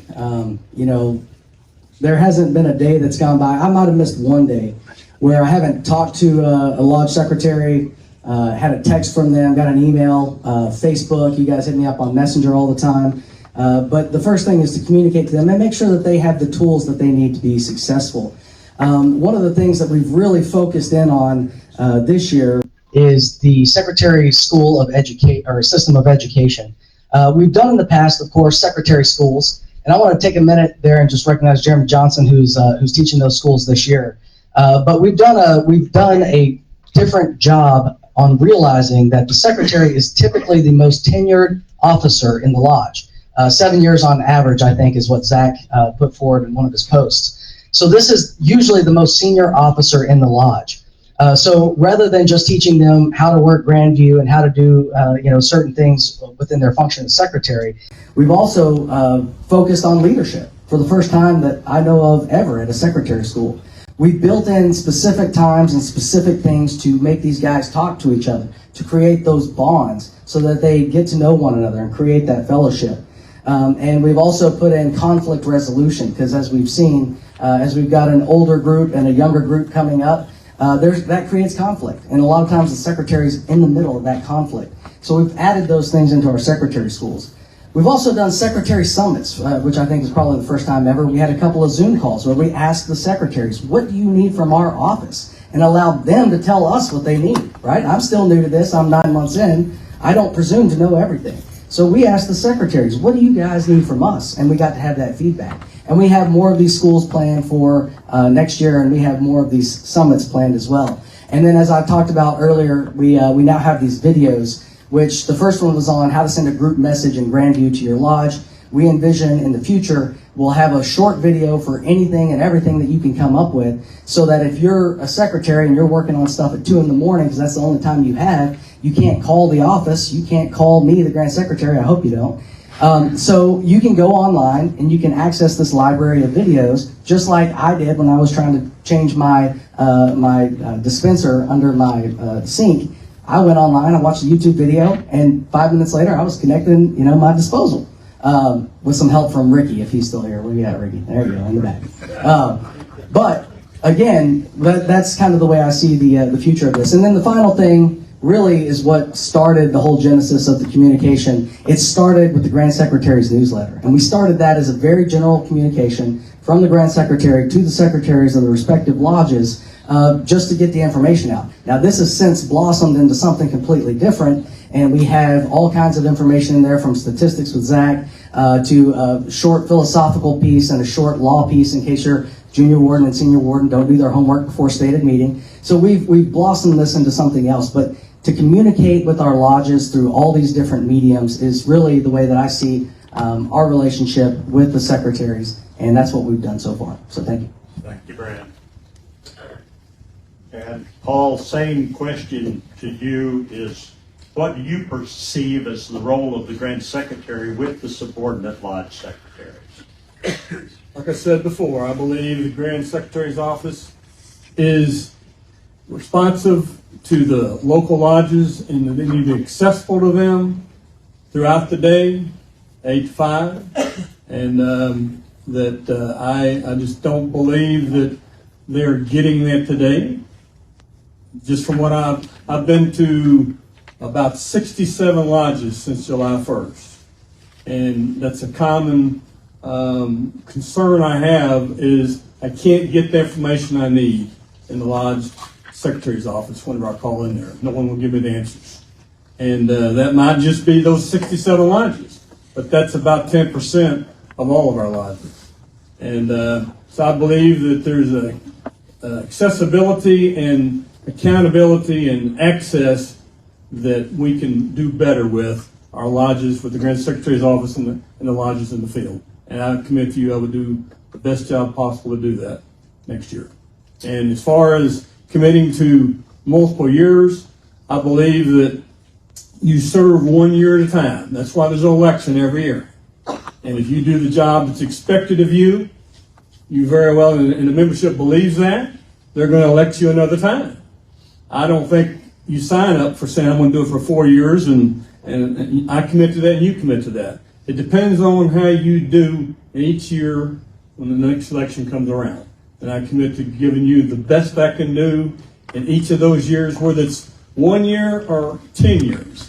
I will do the very best job I can do in being accessible and providing you the tools you need to be successful in your job. Thank you. Thank you, Paul. And you may have given us your closing thoughts, but that's going to be the next thing, is we are going to go to each one of you and let you say something briefly in closing. Before we do that, I would sure like to thank everybody for having been here at the Texas Masonic Retirement Community for this. We really appreciate your attention, and we know that we have heard good information from these candidates that will help all of us to make informed decisions when we go to Grand Lodge. And I personally thank each and every one of you for your willingness to serve this great fraternity that I love so much. And so let's go to closing remarks now, James. We can just introduce them as we can. Yes, Floyd. First, going to recognize Greg Wright.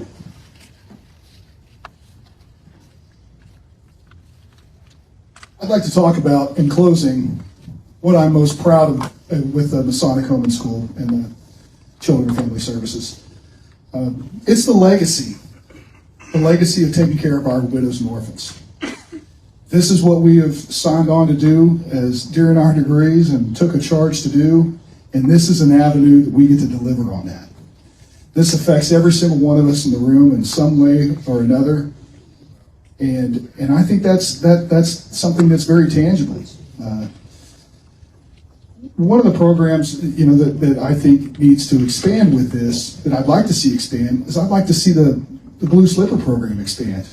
Now, I know the budget has increased for 40% for the fiscal year 24-25, which is great. But I also think that the highest budget should be that. The highest budget's not that. The highest budget's going towards autism training, and that's not necessarily reflective of what the legacy of the Masonic Home and School is. I think we still need to keep that. We obviously have legislative requirements and tax requirements as to where the revenue comes from and have the percentages of it that come from the outside sources. And parent autism training is a great way to get motivation from outside sources to bring in extra revenue like that. So I certainly think that's not something that I'd like to see go away. But in terms of expansion, we really got to do a great job in taking care of our widows and orphans. Another thing that I'd like to talk about is communication. Masonic Home and School, I think we can do some great things with improving the communication with that. More than just once a year at Grand Communication, hearing a speech on it, but having regular communication going out on that, getting that information out to all the brothers across the state of Texas, so you get a really good idea on what exactly is going on, and even get input on what he can do to improve it. Another thing on communications to the community, what we're up to and what we can get to. These things trickle down into what improves fundraising. And fundraising is a big part of what we need to do with this program. And I'd like to see that get better. These things are my wheelhouse. Communication, fundraising, consensus, solving problems, new ideas, that's what I bring to the table. Now, in terms of what I'm pretty sure I could outdo perfect form push-ups than anybody in this room. Seth, Robert, no, but really, bring it down. No, but really, there we go. I don't think we have time for this yet. No. Brother Clements? No. I could beat you in one arm push-up. No, but that's what I bring to the table here. What I'm looking to do is as I hope to get the confidence of the brothers across the state, to get the opportunity to get put in the game. Because I can put a heck of a lot more points on the board getting in the game than sitting on the sidelines. Regardless, I'm going to continue my calling to help the Masonic Home and School, to help kids in every way I can. Thank you. Thank you. Oh, I didn't introduce you. Yeah, I'm John Clements, still John Clements, Past Master of Greenville Lodge, 335. I'm going to tell you, I'm proud of all the programs. It has blossomed. The Blue Slipper program has come a long way. I mean, from starting to help pay for funerals, to start paying for people, for widows that just need help. We just helped a widow replace a wheelchair ramp and her bathroom because she couldn't get in the tub. We just paid for it. It's all there. We help our orphans. We have a new program, and Brother Haston had that came up, and we've kind of evolved on that. We're trying to find if there's a Mason that passes away with a young child. So they pass away and their child's still in school. We should have a scholarship ready for them when they're 18 years old. That would go right into the widows program and would help out. And so the biggest problem we had is communication. Communication to find out where those kids are. It seems like it'd be easy, but it's not. So we're very, very proud of where we are. We've moved it more than we ever thought we could move it. And you know what? For me, I expect to move it further. I'm not satisfied with just being able to help with funerals and writing checks for our widows and helping our orphans. And when it comes to the autism program, you got to understand, brother, back in the 70s, 60s, there were 1,200, one autism case out of 1,200 kids. Today, it's 1 out of 25. What's happened? But when you have a parent that has an autistic child that can't do anything but eat chicken nuggets, won't leave the house, but suddenly they go to the Child Study Center, and after a week, that mother is able to comb her daughter's hair for the first time. You think that's worth everything. The tears that come off of that, when we see those parents come out, the wing that says in the Child Study Center, Masonic Home and School. I'm telling you, all of these programs have lifted Masonry beyond what we've known. And it's going to continue. Because again, brother, I'm not satisfied. I want more. And they all know it. They got to kind of keep me down. Because when I go into the board meetings, they're saying, oh, wait a minute now, we can't just jump into that. But I'm telling you, we're going to jump into it one way or another. It's going to continue for as long as folks, we want to continue. Everybody in this room is dust. We want it to still be there. And so that's where I stand, brethren. And I hope that you feel the same way. Thank you. I am still Cody Cockcroft. I believe that the greatest example for leadership is servant leadership. I think that speaks true to the subordinate nature of our Grand Lodge and the Blue Lodge. I believe that the Committee on Work members are true servants to the craft. They execute many, many man-hours for the betterment of the ritual, to maintain the synchronization and the harmonization of the ritual.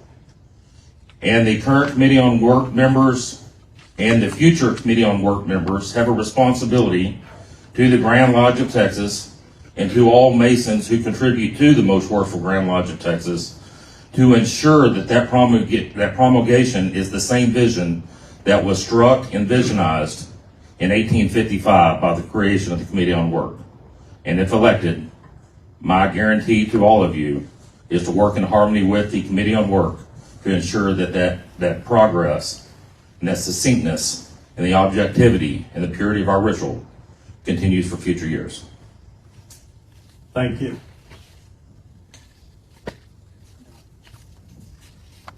Okay, we're introducing ourselves again. I'm still Doug Brown. Whether we like it, whether we really agree with it or not, the primary and first focus of the Committee on Work is words. It is the ritual as defined by the words. Specific word in a specific paragraph in a specific place, while the Mason is in a specific spot in the lodge room. That's how finite and definite the Committee on Work works. That's what we expect to do. That's what we plan on doing. That's what the concurrent Committee on Work is doing for us. They do teach symbolism. District instructors teach symbolism. It's not just words, but the ritual itself, as you learn the ritual, teaches you the basis of symbolism and the core of symbolism in Freemasonry, and expects you to think so that you can discover for yourself what it personally means to you. But as far as Committee on Work and district instructors, we teach the ritual, we teach the words, we teach the motions. And as an example, I'm going to throw Right Worshipful Billings under the bus here. There you go. What makes Right Worshipful Billings a Mason? His obligation. What makes him a brother? It's the bond that he created with the Masons that he knew before he joined, the ones that did his investigation, the bond he created with the brother who taught him the trial questions and answers, which led him into the beginnings of the symbolism through that. That created the bond which kept him here, which makes him want to learn more, to improve himself, and be more involved. The end result of that is every place he goes to a meeting, a Masonic meeting in the state of Texas, every place I go, we can look around and we can be proud that every Mason in the room went through exactly the same process that we did to get to this point, as defined by the Grand Lodge of Texas and overseen by the members of the Committee on Work. That's what Committee on Work does. And that's what I expect to continue to do, and that's what I will do with the Committee on Work, is continue that, continue the teaching, continue the motivation, and recognize brothers as they learn, because they are learning something very important to the Grand Lodge of Texas, and more importantly, they're learning something that makes them better. Thank you. Thank you. And I think, and correct me if I'm wrong, guys, I think just come on down. we'll just do it this way, on down. I'm glad you gave me the mic, because Brother Brown, that reminded me of my move through the line, and I think that because now I have my certificate and have for many years because of that actual process. So thank you for bringing that up. I want to do a quick experiment real quick. How many of you have contacted the Grand Secretary's office in the last 9 months? Just raise your hand. Okay, down hands. Now, how many of y'all got a call back or a text back or an email back? Raise your hands.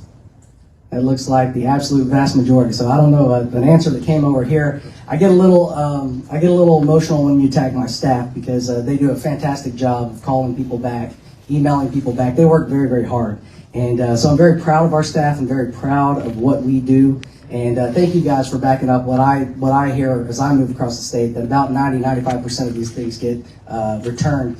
Of course, things fall through the cracks. But then just call us back, right? We will get on it. We are here to serve you. Now, in closing, I just want to say I've been your Grand Secretary for 9 months, and the first thing I learned, it was very humbling, is that being Grand Master does not prepare you to be Grand Secretary. I had to eat a little bit of humble pie in going into that office and learning how to get things done as Grand Secretary. I've been to every trustees meeting that was open. I got to throw that caveat in there, since 2019. And so I'm very familiar not just with what's going on now, but what has been going on in our Grand Lodge for a number of years. And I continue to travel. Guys, I've been traveling since 2017. I don't just travel when I'm trying to get elected to office. I've continued to travel since 2017. And the main reason is because when you travel, you meet guys that can help us out in the Grand Secretary's office. I'm going to give a shout out to Christopher Hatfield, who I've met recently at Holland Lodge number 1. He's the graphics guru. This guy is awesome. Larry, you probably need to use him for the magazine. He's really, really good.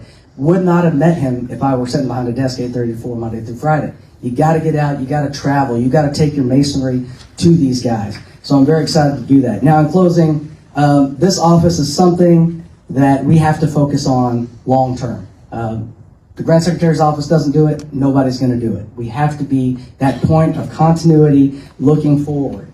I think a lot of people know me. They know that I'm going to give absolutely everything I have to this fraternity. I don't have hobbies. I have a family, but everything else is Freemasonry. You're not going to outwork me. I work all day, every day. Took a call at 9:30 last night. Took a call at 7:30 this morning. It's just all the time, 24/7, being in this job. But continuity is the main thing that I want to hit on, and long-term, being a long-term focus in the Grand Secretary's office. But I want to end on the point of continuity. Think about your lodge. Think about if you change secretaries every year. What mess would that be? It would be an absolute disaster, right? Now, think about the Grand Lodge of Texas. And I might be off a year or two here, so if you're fact-checking online, check me, but it's pretty close. First 182 years, 11 Grand Secretaries. Do the math. 182 years, 11 Grand Secretaries.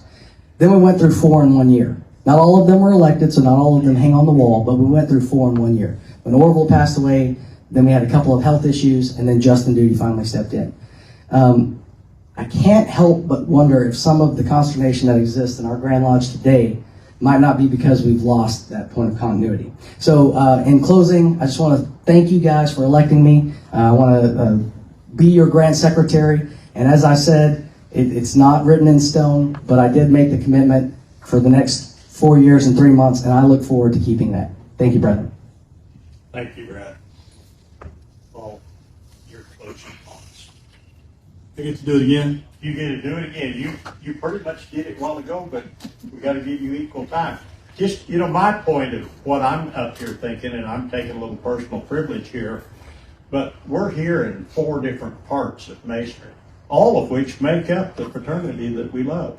We got the charitable side over here, that's the home and school.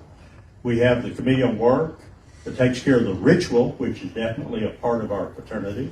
We have the secretaries that see to the continuity and the paperwork and all of the business part of the Grand Lodge.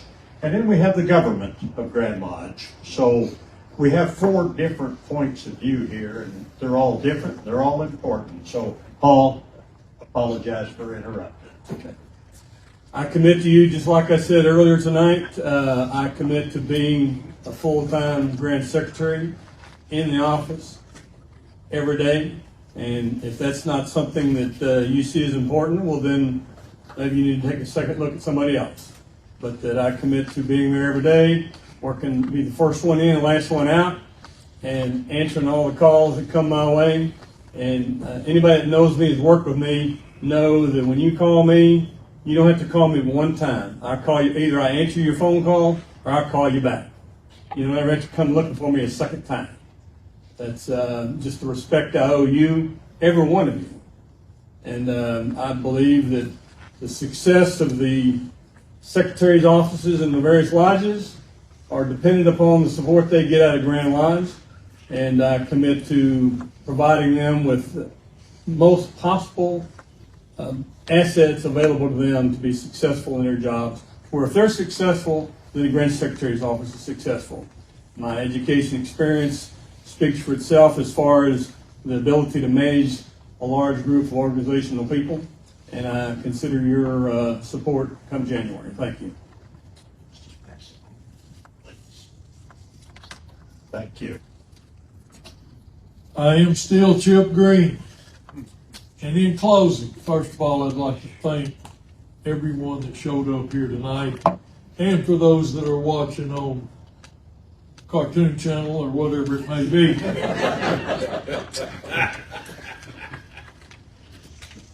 This is very important, and I will serve this Grand Lodge with honesty, integrity, and to the best of my physical ability. I will also have an open door to each and every one of you that are in need of some representation. I have business experience. I was a part of a major corporation. We have our own company. We sell commercial greenhouses. Believe you me, a small company is just as important and just as hard to run as a corporation, because you're doing it by yourself. If it don't make a profit, it comes out of your hip pocket. Our Grand Lodge has to be run as a business. So the park covered that. But it also has to be done in a finessed way to where every Mason in the state of Texas feels ownership to it. Not only does he pay dues, but he owns the Grand Lodge of Texas. The Grand West runs the Grand Lodge. I will be very, very open and available for every Mason in Texas. Contact me. We will sit down. I will be as fair as possible in any situation, whether it be a dispute, a disagreement, or down to a Masonic charge. I will investigate on my own, and I will hear both sides, or all three sides, or 10 sides, whatever it may be. There will be no knee-jerk decisions made. That's who I am. I'm fair, I'm honest, and I'm here to serve you. Thank you. Thank you. I'm still Keith Reynolds, and I want to thank you guys for putting this together. We really do appreciate it. And brethren and ladies, let's give our 14th and 64 districts a hand for everything that they've done. Thank you.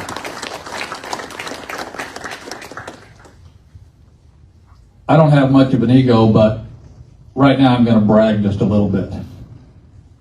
Why are you laughing? So, I'm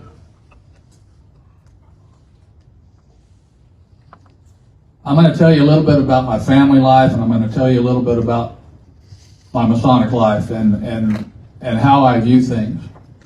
When my wife and I met, I was 15 years old, by the way. We went steady for 4 years. Then we got married. We just celebrated our 45th wedding anniversary. Thank you.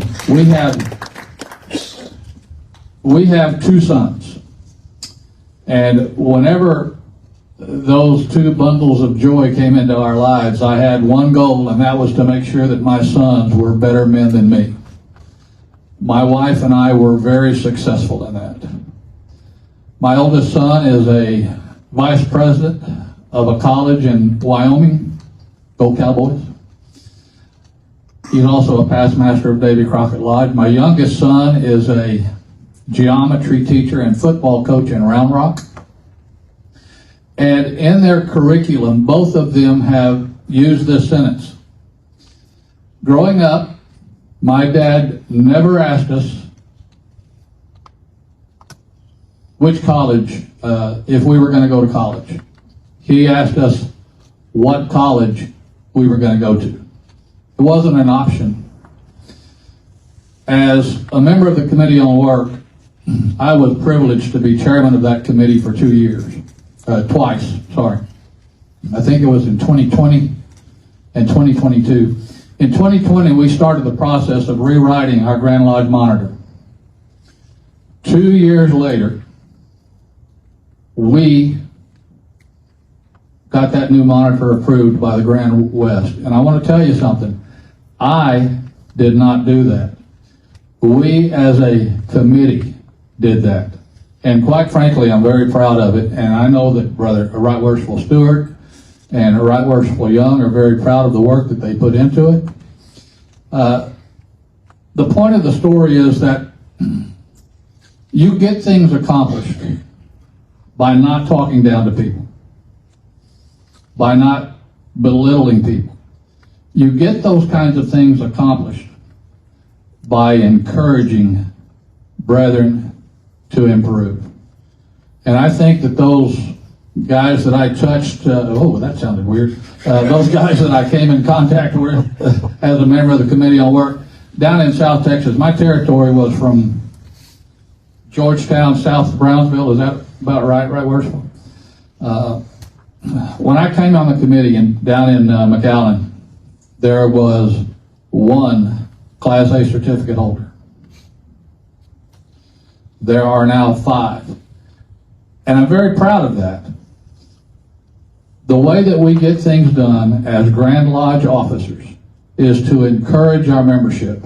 And I promise you that as your Grand Junior Warden, I am going to encourage every Mason that I come across to expand their knowledge of Masonry and to get involved in their lodges. Thank y'all again for your time.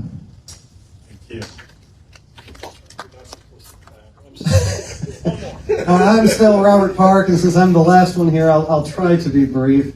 And for my closing thoughts, we've heard a lot about servant leadership, and I wanted to kind of talk about that for my closing thoughts because I've talked a lot about it the past couple of months. When you look at Grand Lodge, they have the business portion and you have the Masonic portion. So traditional business leadership is appropriate for some things that Grand Lodge does. But for the Masonic part, it has to be servant leadership. And servant leadership looks at what good are you doing the members, not what profit the company is making. Traditional business leadership looks at profit overall. What is this company making? We don't care what's going on as long as we're making this money. We tend to look at Grand Lodge like that sometimes. We tend to judge ourselves by how many Masons we're making, or how much money we have coming in. When we look at Masonry about how many Masons are we getting in and making Masons, that is looking at Masonry like a traditional business. And you can't do that. We have to be asking, what are we doing for the Masons that are already Masons? Because I'll tell you this, if we take care of our own, we won't have to worry about new people coming in. The metrics we should be looking at are how many EAs are going to Fellowcraft, how many Fellowcraft are going to Master Masons, how long are those Master Masons sticking around their lodge? That is what we should be looking at, not how many Masons we're bringing in. And again, I just want to point out one thing to show you that it's the culture, it's how we act among one another that determines this. Zach sent me some statistics not long ago that's showing last year, during some of the issues we were having during the fall, when things were not too great, the number of new petitions we got dropped by 44%. That's almost half. And they have continued to be down. They've come back up, but we're still down. And that shows you that dysfunction in Grand Lodge does trickle down to dysfunction in the lodges and morale issues with our members. Because it wasn't people on the outside that weren't coming into Masonry, it was us.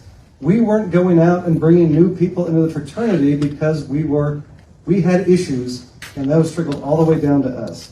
So, brethren, that's what we need to be focusing on. We need to be focusing on the members we already have. If we can treat them the right way, if we can all be Masons, we don't have to worry about how many people will come in because they will come. Thank you. And everyone, let's show each one of these brothers our appreciation for their sharing their thoughts with us this evening.